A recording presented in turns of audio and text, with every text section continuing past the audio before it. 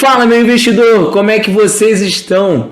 No vídeo de hoje a gente vai falar sobre fundos imobiliários. Então hoje o conteúdo, já vou dizer logo, o conteúdo hoje tá de primeiríssima, vai estar bastante técnico. A gente vai estar trazendo aqui tudo sobre fundos imobiliários, o que você deve analisar dos fundos imobiliários, o que você deve levar em consideração antes de comprar uma cota de fundo imobiliário, o que é esse tal de fundo imobiliário. Eu tenho certeza que muita gente está começando a investir no mercado financeiro, quer começar com os fundos imobiliários, mas não sabe como, não sabe analisar. E no vídeo de hoje, nessa aula que eu preparei aqui para vocês, tenho certeza que vocês vão sair daqui tendo mais experiência com fundos imobiliários e tendo principalmente segurança na hora de estar investindo. Então, se você curtiu esse vídeo aqui, já curtiu esse conteúdo, deixa aqui o seu like no vídeo, que ele é muito importante para o canal. E não deixa de seguir, se inscreve aqui na página do canal para você estar sempre recebendo conteúdo em primeira mão. Então já pega aí papel e caneta para você anotar tudo nessa aula. Vamos lá para esse conteúdo.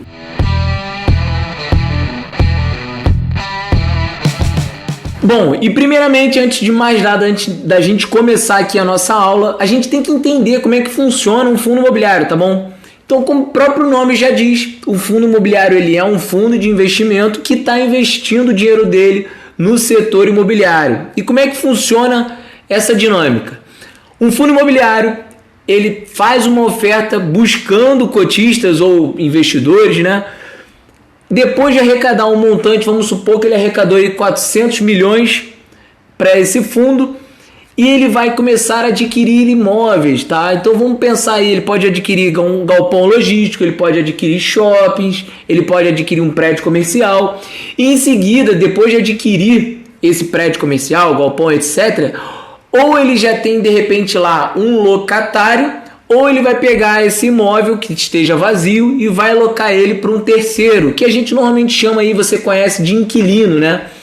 E esse inquilino, ele vai pagar aluguel para o fundo imobiliário, e esse fundo imobiliário todo mês vai pegar esse aluguel que ele teve e vai passar para os cotistas em forma de rendimento. Então essa é basicamente a dinâmica que funciona dos fundos imobiliários. A gente vai adentrar um pouquinho mais nesse conteúdo, e eu preparei aqui um Word aqui para a gente poder tá direcionando a nossa aula, e depois eu vou colocar aqui na descrição desse vídeo o PDF desse Word para você tá baixando, tá bom?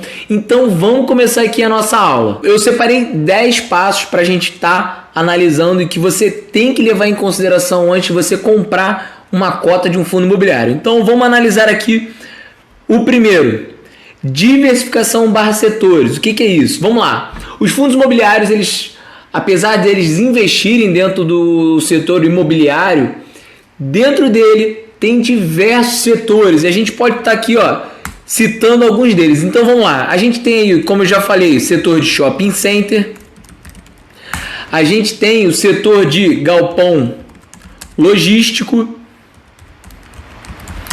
a gente tem lajes corporativas,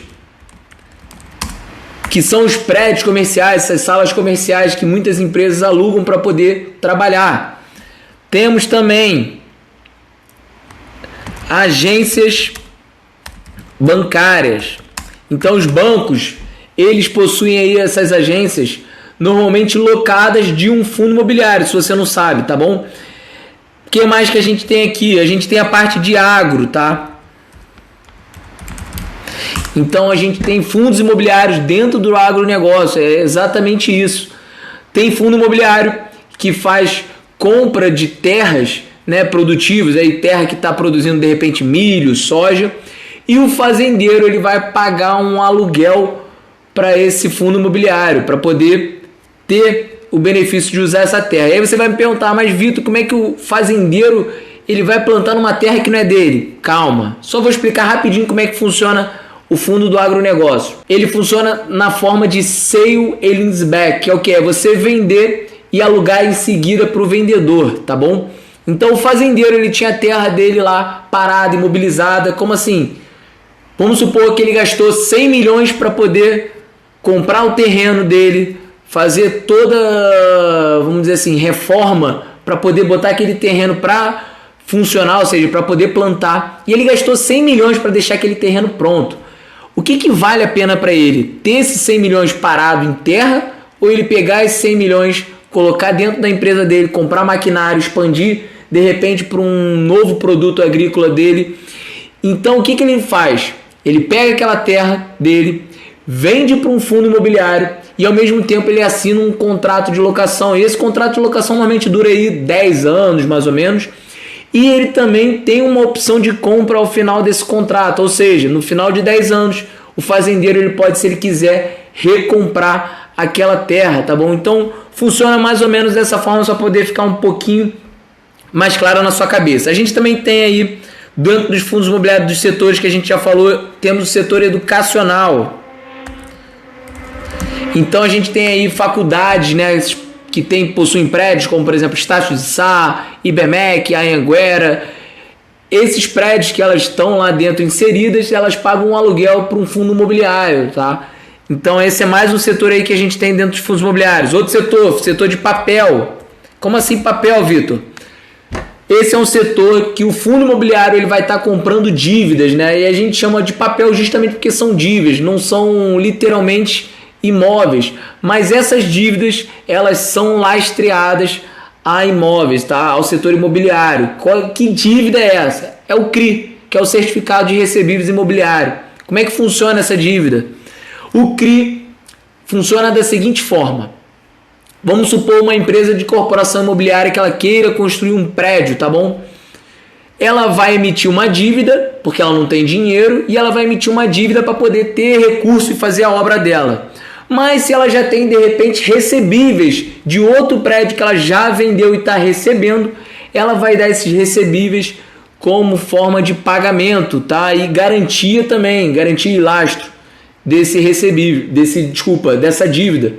Então o CRI funciona dessa forma. Apesar dele ser uma dívida, ela tem um lastro, tem uma garantia ali para caso tenha algum tipo de inadimplência e o fundo imobiliário ele fique protegido. Sempre que você investir nesse setor de papel que a gente acabou de comentar, preste atenção quais são as empresas que estão emitindo dívida, que é muito importante você saber a saúde financeira delas para depois não ser pego de surpresa numa inadimplência muito alta, tá bom? Então, basicamente, a gente tem esses setores aqui de fundos imobiliários. A gente tem também o setor que a gente chama de renda urbana, que é o setor de lojas, tá? Então, por exemplo, a gente tem a Pernambucanas, a gente tem supermercados, como por exemplo o Pão de Açúcar, a gente tem o Açaí.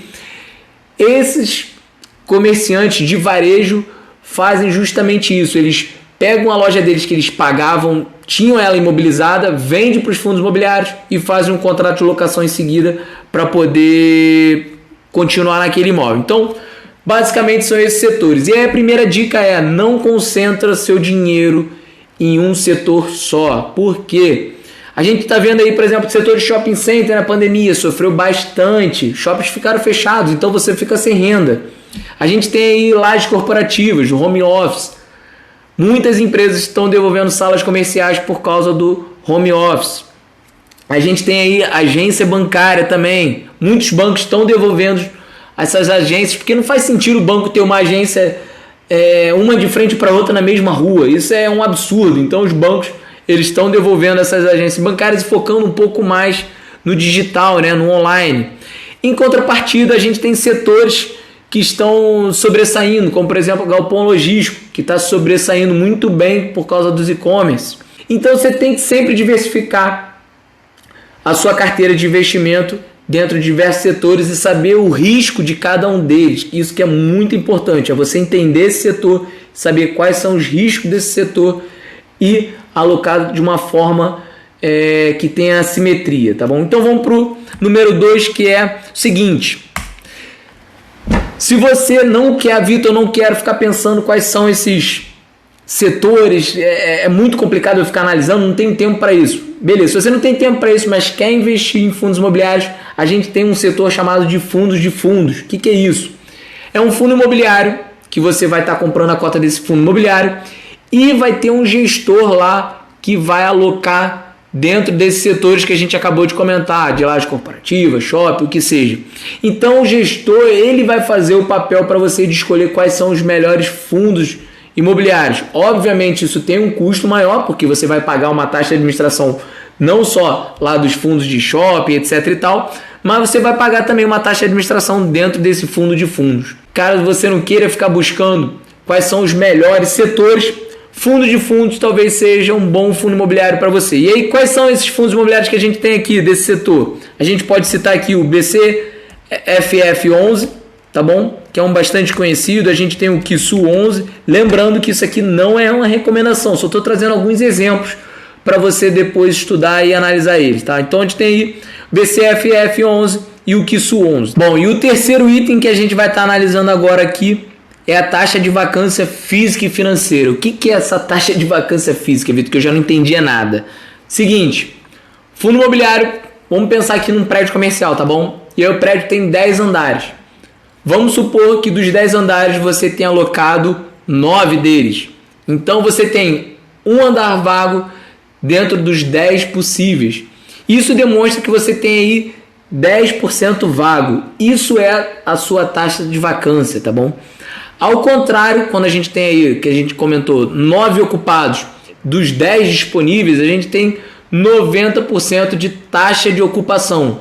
Então isso é o que quer dizer a vacância, tá? É a taxa dos imóveis vagos. Então vamos anotar aqui. Taxa de vacância física é a quantidade de imóveis vagos dividido pela quantidade de imóveis ou unidades imobiliárias, enfim, disponíveis, tá bom? Bom, e o segundo aqui na taxa de vacância financeira. O que é a taxa de vacância financeira? Melhor, vamos pensar naquelas 10 unidades que a gente comentou. Vamos supor que daquelas 10 unidades a gente tem um potencial de locação lá de 50 mil por mês, tá bom? Mas aquele fundo imobiliário, ele esteja somente cobrando para você lá 25 mil. É o que ele consegue arrecadar no mês, 25 mil.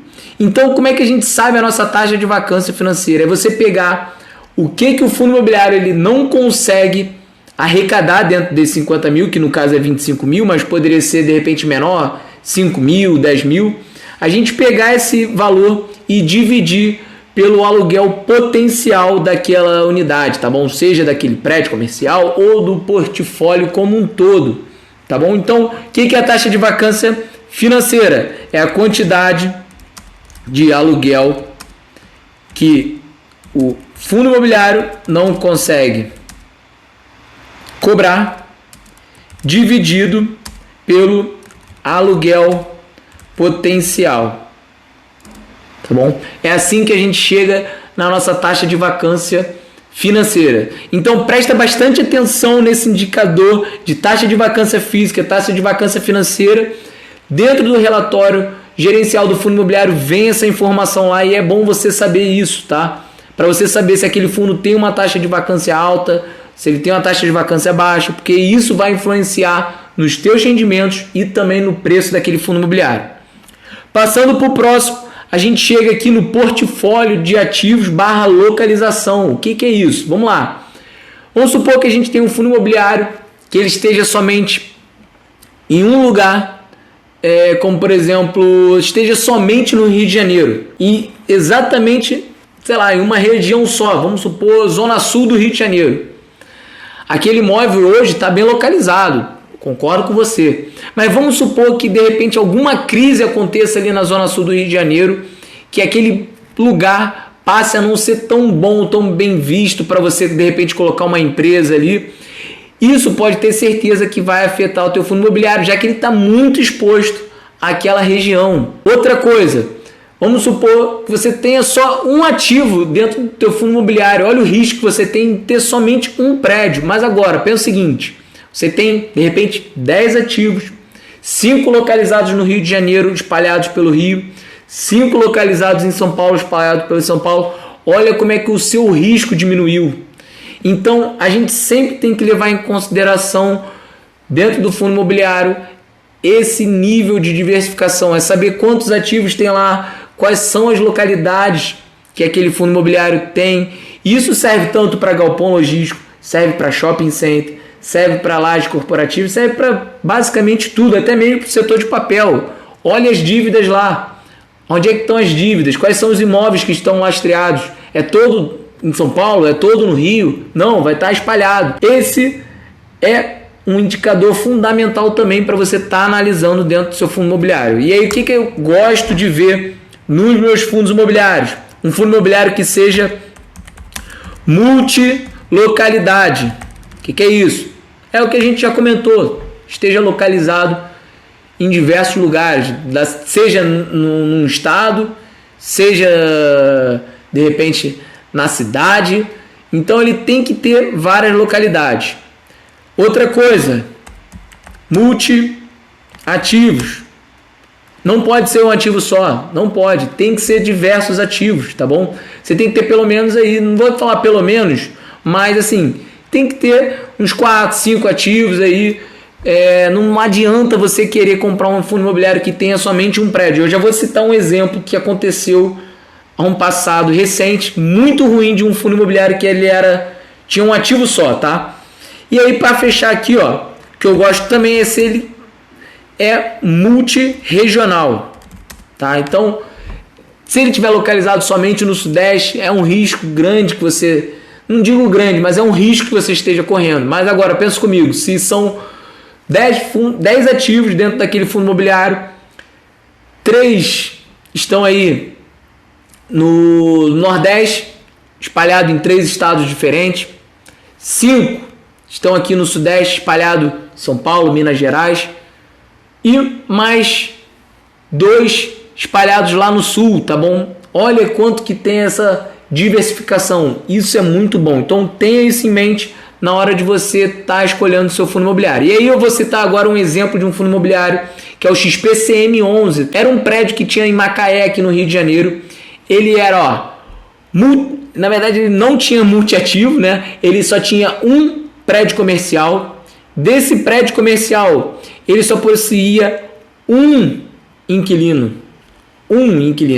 Então pensa, ele era monoativo, monoinquilino e obviamente monolocalidade, totalmente péssimo, risco lá em cima. O que aconteceu? A Petrobras, que era o inquilino desse prédio comercial, resolveu entregar aquele prédio, não fazia mais sentido ela continuar lá. O que isso aconteceu? Os rendimentos do fundo, ó. O que você acha que aconteceu com o preço? O que você acha? O preço despencou. Saiu lá para mais de R$100 e foi para R$40. Então esse é o risco que você tem ao estar exposto em ativos desse tipo, de mono-inquilino, monolocalidade e mono-regional, tá? Então pensa nisso. Eu vou botar até aqui, tem que ser, ó, multi-inquilino, tá? Pega essa dica aqui que é muito importante. Dando continuidade, a gente tem aqui o tópico 5, que é o seguinte: contrato de locação, ele tem 2 modalidades. Ou ele é um contrato de locação típico, ou ele é um contrato de locação atípico. O que é um contrato de locação típico? Como é que ele funciona? Esse contrato de locação típico, ele vai de acordo com a lei, tá bom? Ele tem normalmente um prazo aí de 5 anos. Então vamos colocando aqui, ó, prazo de contrato típico. Possui um prazo de 5 anos, tá bom? Sendo que agora vai começar a coisa. Seguinte, depois do 3º ano de contrato fechado, o inquilino ele pode pedir a revisão do aluguel. Como assim? Vamos supor que você começou lá com um aluguel de R$3.000, foi reajustando ali pela inflação, e após o 3º ano você esteja lá com um aluguel de mais ou menos, sei lá, R$6.000, tá bom? O inquilino pode chegar para você e falar: ó, eu não quero pagar R$6.000. Se eu quiser, para ficar aqui, ó, eu pago 4. Quer ou não quer? E aí você vai ficar, ó, à mercê do inquilino. Se você não tiver um poder de barganha, ou seja, se o seu prédio comercial, qualquer ativo que seja, não for bom e não esteja uma demanda alta, você vai ter que aceitar esses R$4.000, tá bom? Então esse é um fator que a gente tem que levar em consideração. Então, após 3 anos, revisão contratual. Outro fator importante que a gente comentou aqui reajuste do contrato, ele vai ser reajustado pela inflação. E aí a gente tem aí o IPCA ou o IGPM como indicadores de inflação para serem reajustados. Presta bastante atenção, a gente vai falar no tópico seguinte sobre esses dois. Por último, como a gente já falou, vamos supor que o inquilino lá tentou negociar o contrato de locação, você falou, não quero negociar, não quero. Aí ele fala o seguinte, tá bom, então não fico, quero fechar esse contrato aqui, não quero mais ele, quero rasgar esse contrato. Beleza. Sabe o que ele vai te pagar? Uma multa. Você vai estar feliz, né, com essa multa. Mas sabe que essa multa é de 3 a 6 meses de aluguel. E aí você teria aí 2 anos, ou seja, 24 aluguéis para você receber. Só que na verdade você vai receber de 3 a 6. Então isso é muito ruim. Então, em caso de quebra de contrato, né, vamos dizer assim, multa de 3 a 6 meses, tá bom? Então, um contrato atípico, ele tende a ter um risco maior do que um contrato atípico. A gente vai falar por que já, tá? Então, sempre que você for investir em fundos imobiliários, fica esperto lá quanto que tem de contrato típico, quanto tem de contrato atípico. E vamos ver o que é um contrato atípico. Do contrato atípico, ele normalmente tem um prazo de 5 a 10 anos, mas ele não tem, vamos dizer assim, um prazo estipulado. Por quê? Um contrato atípico ele é fechado sempre entre o locador, tá bom? E o inquilino. Eles chegam em uma negociação e fecham todas as condições desse contrato. E normalmente são os contratos que fazem aí de 10 anos, por exemplo, que a gente comentou do agronegócio. São contratos aí que tem que ter vamos dizer assim, um prazo um pouco maior do que esse de 5 anos. E por isso eles preferem fazer através do contrato atípico. Então, vamos botar aqui prazo de contrato atípico de 5 a 10 anos. Bom, contrato atípico não tem revisão contratual. Ele vai seguir o índice de inflação, né, ser reajustado pela inflação até o prazo final desse contrato. Então, não tem revisão contratual, tá? Ele também é reajustado pela inflação e aí vai seguir o mesmo índice que a gente tem no contrato típico, seja o IPCA ou o IGPM. E em caso, que o mais importante, em caso de quebra de contrato, o que você acha que vai acontecer? Tem alguma ideia? Se quebrar o contrato, o inquilino vai ter que pagar uma multa e essa multa vai compreender todos os aluguéis até o final do contrato. Então, se ele tem aí 3, 4, 5 anos pela frente, ele vai ter que pagar todos esses aluguéis a valor presente, tá bom? Então, vamos botar aqui multa, botar de novo aqui, em caso de quebra de contrato, multa de todos os aluguéis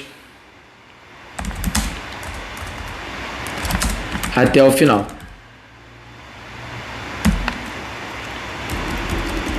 Tá bom? Então, pode ter certeza que você já deve ter pensado aqui, contrato atípico é muito melhor do que contrato típico.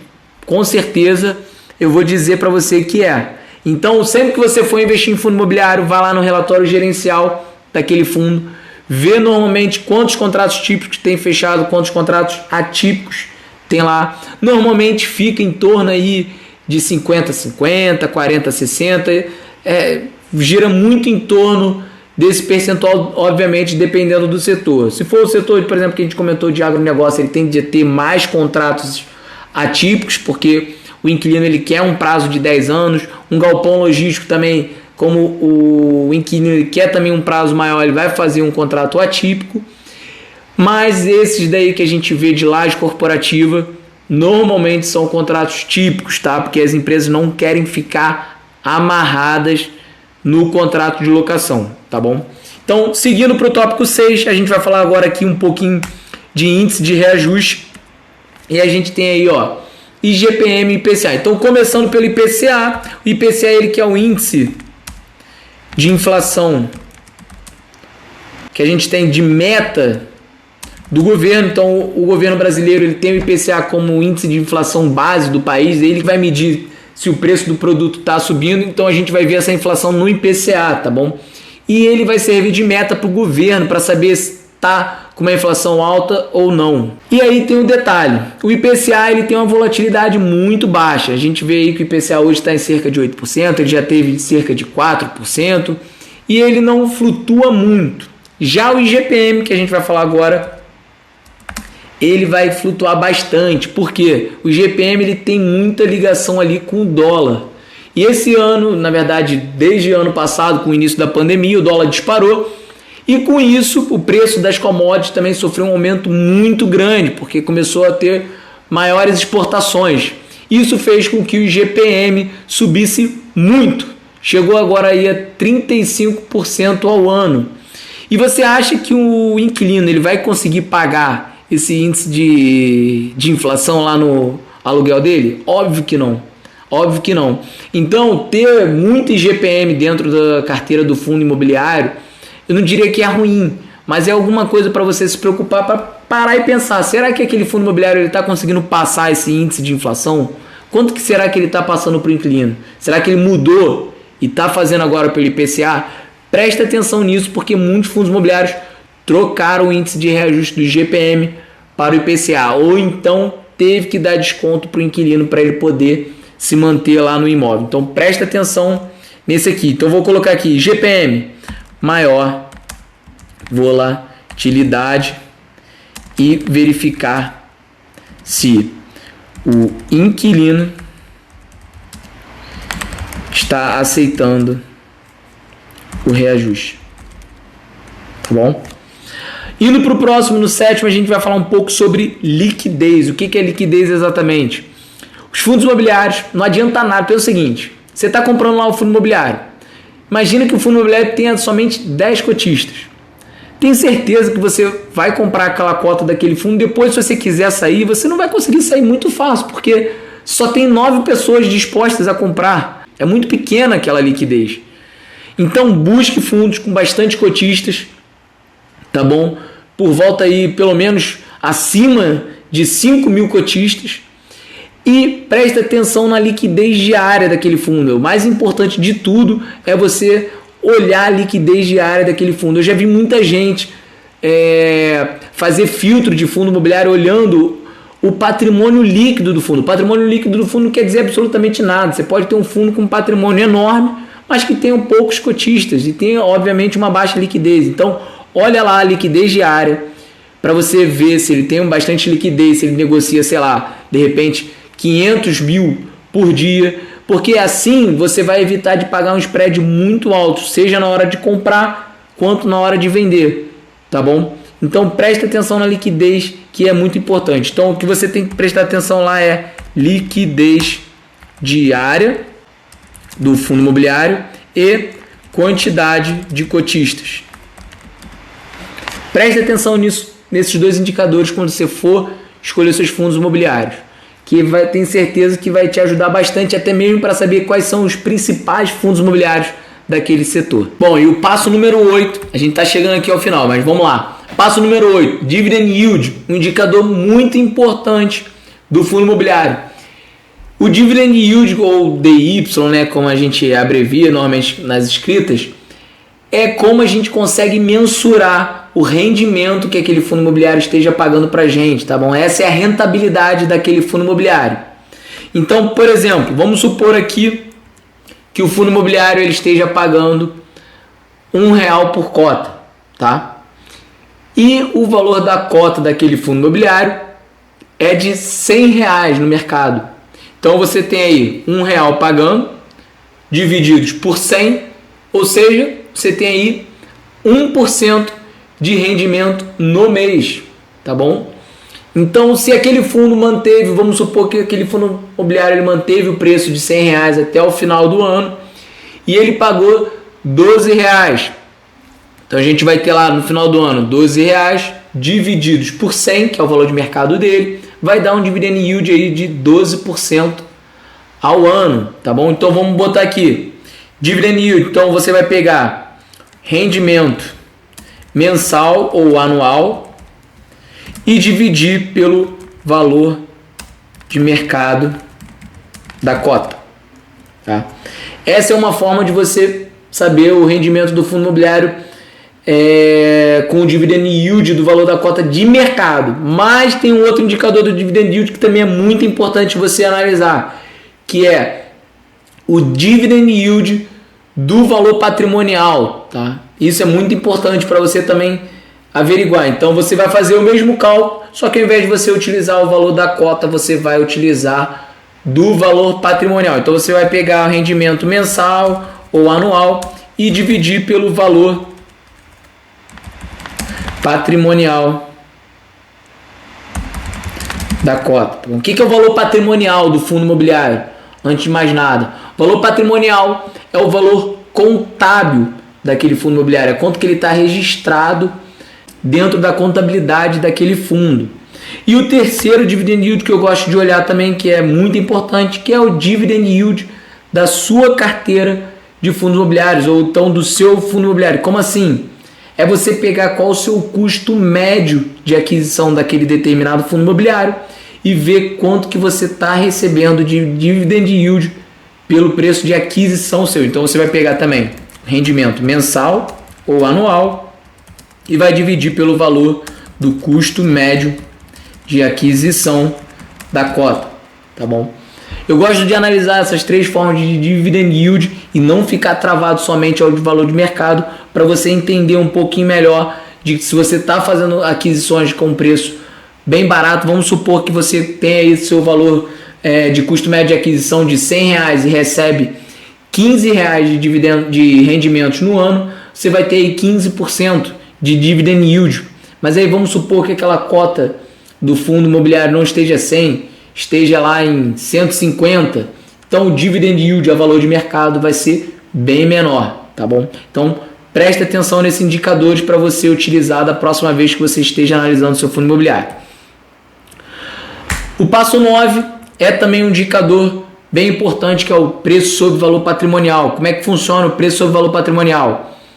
É você saber se aquele fundo está muito valorizado ou se ele está muito desvalorizado. Então como é que funciona? Você vai pegar lá o preço daquele fundo imobiliário a mercado e dividir ele pelo valor patrimonial. Então vamos botar aqui preço da cota divididos pelo valor patrimonial. Tá bom? Já tem até aqui, já tem até ali em cima, mas vou deixar aqui também. Então a gente vai pegar e vai fazer isso. Se um fundo imobiliário esteja aí, vamos supor que o fundo imobiliário esteja negociando a 120, tá bom? E a cota patrimonial daquele fundo esteja em 100. Então você vai pegar 120, dividir por 100, vai dar aí 1,20. Então aquele fundo ele vale 20% a mais do que o valor patrimonial dele ou o valor contábil dele, tá bom? Então ele teve essa valorização aí de 20%.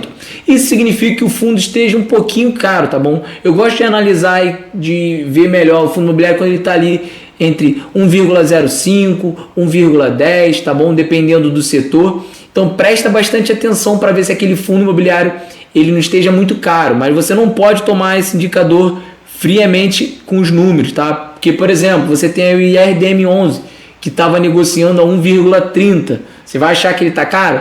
Até posso dizer que sim, mas ele está caro por quê? Porque ele é um bom fundo imobiliário, ele tem pago bons rendimentos, tem uma gestão excelente e obviamente ele vai ter que estar caro sim, tá? Então tenta não só analisar friamente esse valor do preço sobre valor patrimonial de uma forma fria, analisa dentro o contexto em si. Por exemplo, a gente tem o BRCR11, que é um fundo de laje corporativa que sofreu bastante, já vinha sofrendo antes da pandemia e agora sofreu bastante com a questão de home office. Hoje ele está negociando aí cerca de 0,80, tá bom? Do preço sobre valor patrimonial dele. Isso significa que ele está barato? Não necessariamente. O fundo tem uma vacância razoavelmente alta E isso está refletido no preço de mercado dele. E, obviamente, ele vai estar refletindo no preço sobre valor patrimonial. Então, se você estiver comprando ali ele a 0,80 de preço sobre valor patrimonial, se aquele fundo começar a alocar toda essa vacância que ele tem, tenha certeza que esse 0,80 vai deixar de ser 0,80 e vai passar de repente ser 1, tá? Ou seja, o valor de mercado dele vem a subir e ficar ali próximo do valor patrimonial dele. Então preste atenção nisso. Eu vou deixar uma anotação, mas não é para tomar isso como free. Então, preço sobre valor patrimonial acima de 1,20 está, vou botar aqui até coisa, hein? Caro, tá bom? Acertar aqui. E preço sobre valor patrimonial abaixo de, vou botar aqui 0,85 mais ou menos, está barato.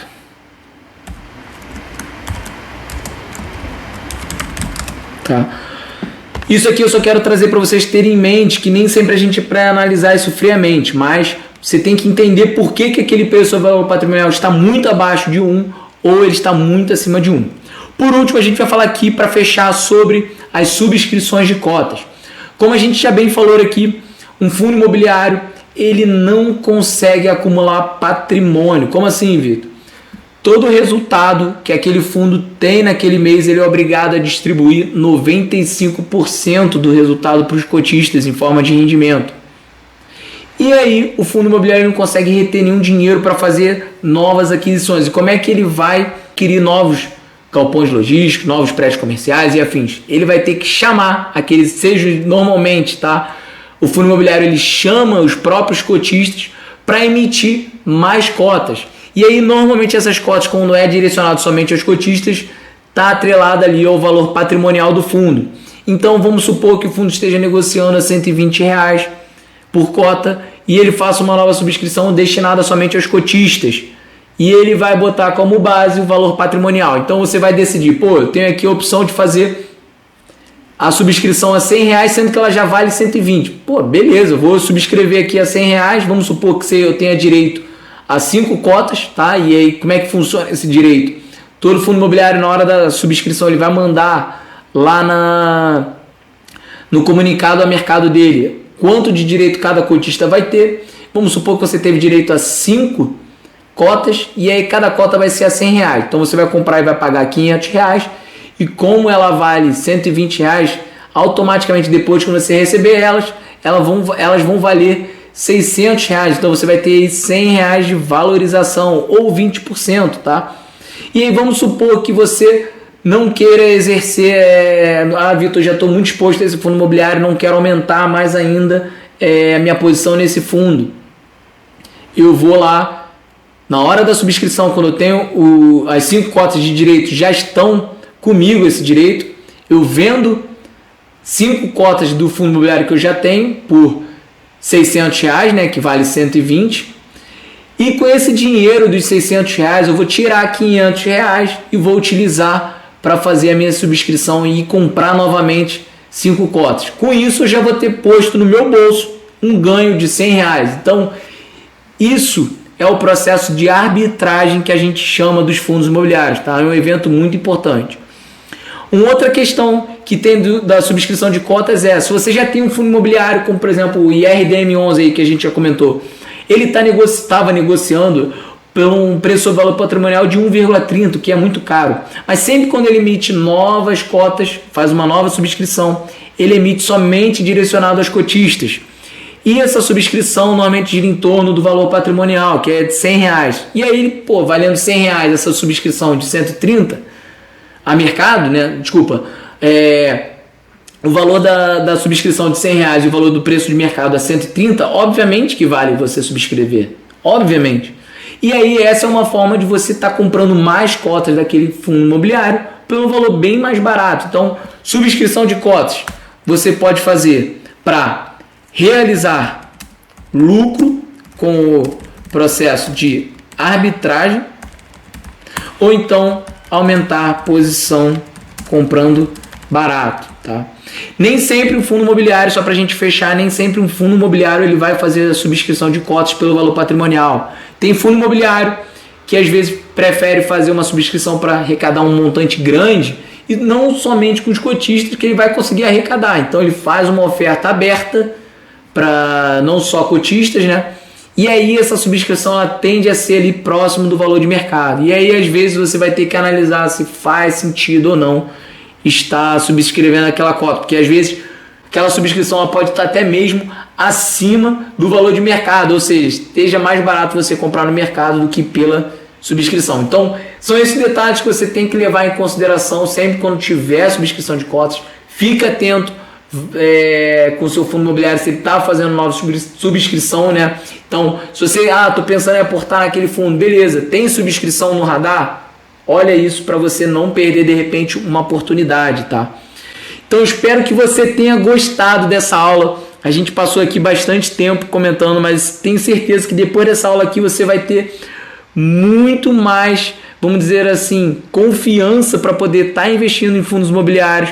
Tenho certeza que você vai conseguir investir melhor em fundos imobiliários. Sabe que isso daqui poderia ser até mesmo um módulo de qualquer curso que algum influencer aí de finanças faça, tá? E eu tô dando aqui de graça. Então o que eu te peço é, curta aqui esse vídeo e não deixa de se inscrever no canal. E aproveita, compartilha esse vídeo aqui com seus amigos também, que ele tem que aprender sobre fundos imobiliários. Então até a próxima, pessoal!